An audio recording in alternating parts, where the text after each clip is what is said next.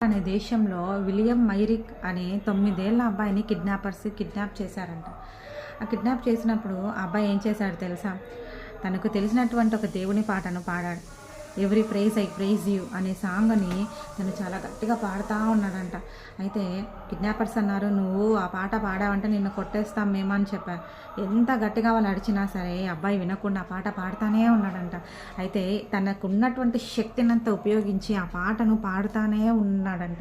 ఆ కిడ్నాపర్స్ తట్టుకోలేక ఎంత చెప్పినా వినట్లేదని చెప్పేసి కారులో నుంచి ఆ అబ్బాయిని దించేసి వెళ్ళిపోయారు. పోలీసులు అతన్ని గుర్తించి ఆ బాబుని వాళ్ళ పేరెంట్స్‌ని అప్పగించారు. బాలుడు నడవలసిన త్రోవను వారికి నేర్పినప్పుడు పెద్దవాడైనప్పుడు వాడు దాని నుండి తొలగిపోడు అనే వాక్యం ఊరికే చెప్పలేదు.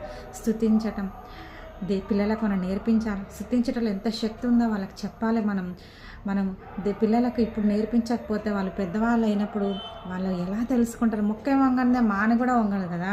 కాబట్టి పిల్లలకు స్తుతిలో గొప్ప శక్తి ఉందని వాళ్ళకి నేర్పించాలా. అపోస్తల కార్యాలు 16వ అధ్యాయంలో కూడా పౌలు శీలలు మధ్యరాత్రిలో ప్రార్థించినప్పుడు వాళ్ళ బంధకాలన్నీ ఊడిపోయాయి, తలుపులన్నీ తెరుచుకున్నాయి కదా, సంఖ్యలన్నీ ఊడిపోయాయి. వాళ్ళని స్తుతించినప్పుడు స్తుతిలో ఎంతో గొప్ప శక్తి ఉంది. మరి నువ్వు కూడా స్తుతించటం నేర్చుకోవాలి. స్తుతి నీ స్థితిని మారుస్తుందంట. కాబట్టి మనం దేవుని స్తుతించినప్పుడు తప్పకుండా మన జీవితంలో ఏదో ఒక కార్యం అయితే తప్పకుండా జరుగుతుంది. మన బంధకాలన్నీ ఊడిపోతాయి.